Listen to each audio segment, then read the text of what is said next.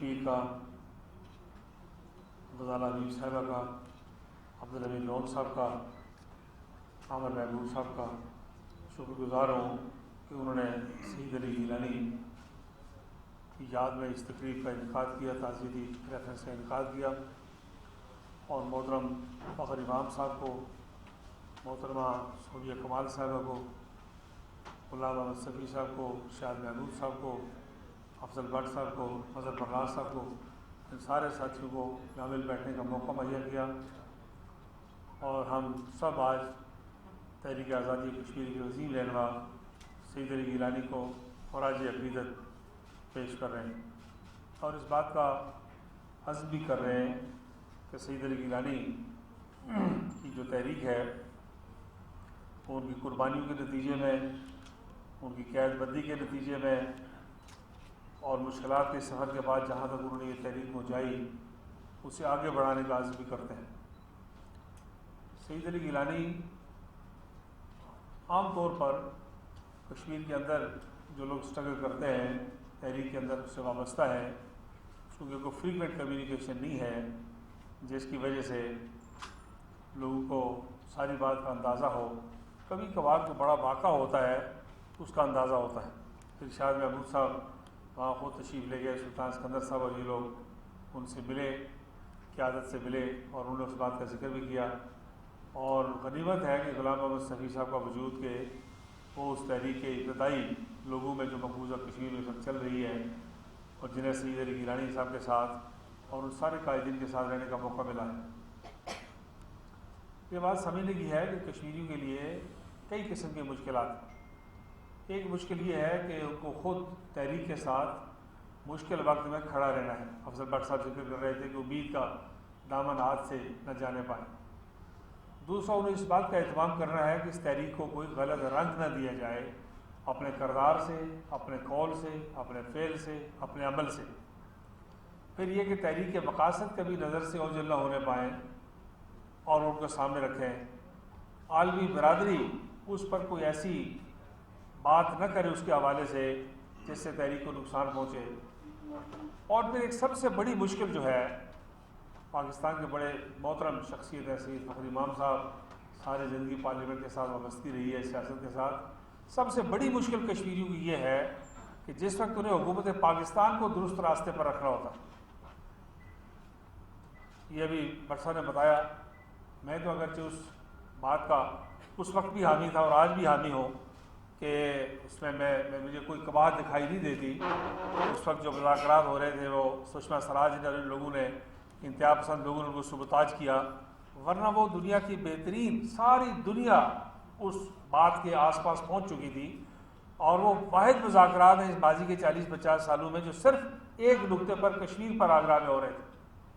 لیکن اس کے باوجود میں یہ سمجھتا ہوں کہ جب پرویز مشرف صاحب نے ان کو سمجھانے کی کوشش کی تو بٹ صاحب بتا رہے ہیں، انہوں نے کہا کہ نہیں، یہ ہم تھکے نہیں ہیں، ہارے نہیں۔ یعنی وہ جو آمد و رفت کا سلسلہ تھا، تجارت تھی، ملاقاتیں تھیں، رابطے تھے، کہاں وہ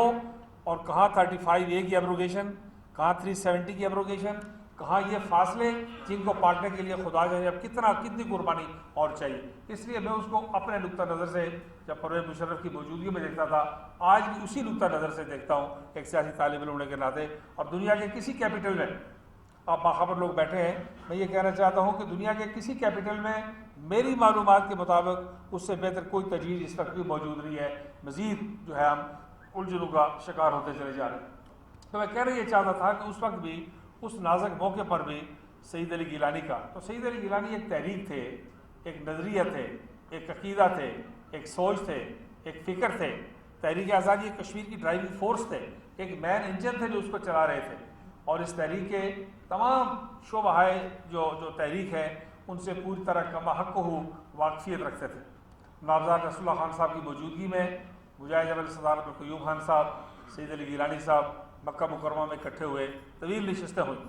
اور اس وقت بھی باتیں دیکھنے سننے کا جو موقع ملتا ہے آپ کو اندازہ ہوگا کہ کس قسم کا ماحول کہاں تک پہنچ گیا تھا، کتنے قریب باتیں آ گئی تھی۔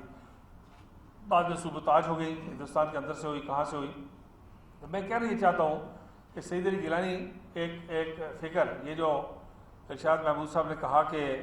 انہوں نے مسلم کانفرنس کے بانی قائد ملت چودھری غلام عباس کی کتاب کشمکش پاکستان سے نسخہ منگوا کے فوٹو سیٹ منگوا کے ریپروڈیوس کروائی اور پڑھی، اور اس سے اس بات کا اندازہ لگایا کہ قائد اعظم کی کس قدر غیر مشروط قسم کی وابستگی تھی کشمیر کے ساتھ اور کشمیریوں کے ساتھ۔ اس سے بڑھ کر اور کیا بات ہو سکتی تھی کہ قائد اعظم نے یہ فرمایا کہ یہ پاکستان کی شرک ہے، یعنی آپ بازو کے بغیر زندہ رہیں، ہاتھ کے بغیر زندہ رہیں،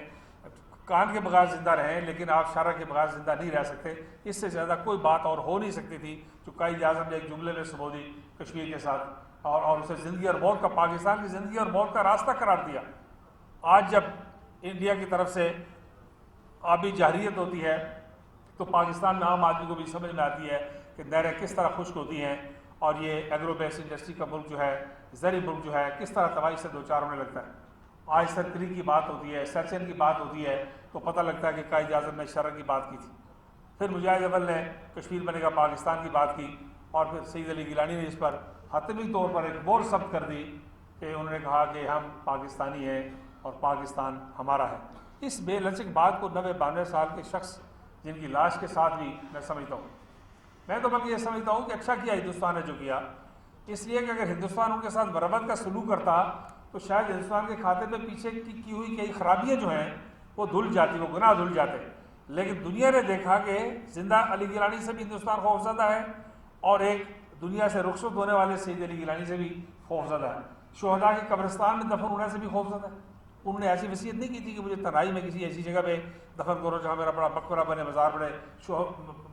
شہداء کے مزار میں دفن کرو، بے شمار جوانوں کی قبروں کے ساتھ دفن کرو، بچوں کی قبروں کے ساتھ دفن کرو، عورتوں کی قبروں کے ساتھ دفن کرو۔ انہوں نے کوئی اپنی امتیازی حیثیت قائم کرنے کی خواہش کا اظہار نہیں کیا، بلکہ انتظامیہ کے لیے بھی آسانی پیدا کر دی کہ جہاں بے شمار لوگ دفن مجھے دفن کرو۔ لیکن آپ دیکھتے ہیں کہ وہاں پہ پھر ان کے ساتھ کیا سلوک کیا گیا، ان کے گھر والوں کے ساتھ۔ لیکن سلام ہے سید علی گیلانی صاحب کو کہ جنہوں نے مرتے وقت بھی پاکستان کے ساتھ اس تحریک کا رخ خراب نہیں ہونے دیا۔ درمیانے لوگوں نے بے شمار باتیں کی جس سے تحریک کا رخ خراب ہو سکتا تھا، تحریک کا رخ اٹھ سکتا تھا۔ سید فخر امام صاحب محترم، یہ بات بڑی مشکل ہے، یہ بات بڑی مشکل ہے کہ پاکستان کے اندر بیٹھے ہوئے لوگ اور پاکستان سے باہر بیٹھے ہوئے لوگ، کوئی کہتا ہے کہ یہ پاکستان قابل قبول ہوگا اگر اس میں جمہوریت ہوگی، کوئی کہتا ہے پاکستان قابل قبول ہوگا اگر اس کی معیشت درست ہوگی، کوئی کہتا ہے پاکستان قابل قبول ہوگا اگر اسلامی نظام ہوگا، کوئی کہتا ہے پاکستان قابل قبول ہے کہ اگر یہ دفاعی طور پر مضبوط ملک ہوگا۔ یہ کشمیر کے لوگ ہیں جو غیر مشروط طور پر پاکستان کے ساتھ وابستہ ہیں کہ جس حالت کا پاکستان ہے ہم اسی پر جان دینے کے لیے تیار ہیں۔ یہ میں سمجھتا ہوں بڑی منفرد بات ہے، بڑی امتیازی بات۔ اس لیے، اور جس بات کا ذکر ہمارے محبوب صاحب نے کیا، میں بالکل ان کی بات کو انڈورس کرتا ہوں، ابھی بھی وقت نہیں گیا ایک ہائی پاور ڈیلیگیشن حریت کانفرنس کے دفتر میں جائے۔ مجھے یاد ہے پرویز مشرف صاحب کا زمانہ تھا اور غازی ملت سردار محمد ابراہیم خان صاحب فوت ہو گئے، اور ہم ایک فنکشن میں تھے اور جمالی صاحب وزیر اعظم تھے، تو سردار عبدالقیوم خان صاحب نے بہت شدید احتجاج کیا، بہت سخت جلی کٹی تقریر وہاں کی کہ اگر پاکستان کے حکمرانوں کو اللہ اس کی توفیق بھی نہیں دیتا کہ وہ غازی ملت سردار محمد ابراہیم خان جیسے شخص کے گھر میں جا کے تعزیت کریں تو پھر ان کا اللہ ہی حافظ ہے۔ بہت سخت بات کی۔ تو جمالی صاحب کے ساتھ کوئی پرانا تعلق واسطہ تھا، تو فوری طور پر انہوں نے رابطہ کیا اور 36 گھنٹے کے اندر اندر جنرل پرویز مشرف جو ہے وہ سردار خالد ابراہیم صاحب کے گھر گئے اور انہیں جا کے تعزیت کی۔ میں بھی یہ کہتا ہوں ہمارے محبوب صاحب نے درست بات کی نشاندہی کی، میں 100% اتفاق کرتا ہوں۔ یہ جتنے کارنامے ہم ٹی وی پر بیان کرتے ہیں، یہ جو محفلوں میں بیان کرتے ہیں تو بالکل ٹھیک ہے، گر تازہ خواہی داشتن ای داغ آئے سینہ را گاہے گاہے باز خاں ای قصہ پاری نہ را، ان محفلوں کو تو ہم سجائیں، اس میں تو سید علی گیلانی کے کمالات بیان کرتے ہیں، ہمیں کچھ اپنے کمالات بھی ساتھ شامل کرنے چاہیے کہ ہم کیا کرتے ہیں۔ یہ تو سارا کچھ وہ ہے جو علی گیلانی نے کیا، جو بتاتے ہیں، جو کشمیر کے لوگوں نے کیا، جو اشرف صحرائی نے کیا، جو مسرت عالم بٹ کرنے جا رہے ہیں، اللہ تعالیٰ ان کو توفیق دے اور سید علی گیلانی کے جانشینوں کو وہ باتیں کر رہے ہیں۔ ہمیں خود بھی یہ کہنا چاہیے کہ سید علی گیلانی فوت ہوئے تو ہم نے جوائنٹ سیشن بلایا، جناب سید علی گیلانی فوت ہوئے تو ہم نے وزیر خارجہ کو، وزیر داخلہ کو، سب کو حریت کانفرنس کے دفتر میں غلام احمد صفی صاحب کے ساتھ اور لوگوں کے پاس بھیجا کہ جا کے وہاں تدفین کریں۔ اور اب بھی اس بات کا وقت ہے کہ کشمیریوں کے لیے رہنمائی جو ہے، نظریاتی اور فکری رہنمائی وہ ہے جو کشمیر کے اندر لوگ جانے دے کے کر رہے ہیں۔ ہم نے اور آپ نے وہ کرنا ہے جو جس کی بنیاد پر نئی نسل کو ترغیب دی جا سکے اور یہ کہا جا سکے کہ ان قربانیوں کو ریکگنائز کرنے والا ایکنالج کرنے والے لوگ بھی موجود ہیں. تو میں کوئی زیادہ لمبی بات نہیں کرتا, بہت تفصیل سے یہاں عبدالحمید لون صاحب کا بھی میں شکریہ ادا کرتا ہوں مجاہد اول کے لیے کلمات خیر کے. زمان باجوہ صاحب نے بڑی 2-4 منٹ پہلے کی بڑی خوبصورت ماشاءاللہ مختصر اور جامع بات کی. کا باقی دوست احباب کا بھی خدا حبیب صاحبہ کا ایک بار پھر ان کا عبدالحمید لون صاحب کا اور عمر محبوب صاحب کا شکریہ ادا کرتا ہوں کہ جنہوں نے اس محفل کا انعقاد کیا. اللہ تعالیٰ سید علی گیلانی کے درجات کو بلند کرے. اللہ تعالیٰ ہمیں ان کے مشن پر چلنے کی توفیق عطا فرمائے اور خدا کرے ہندوستان نوشتہ دیوار پڑھے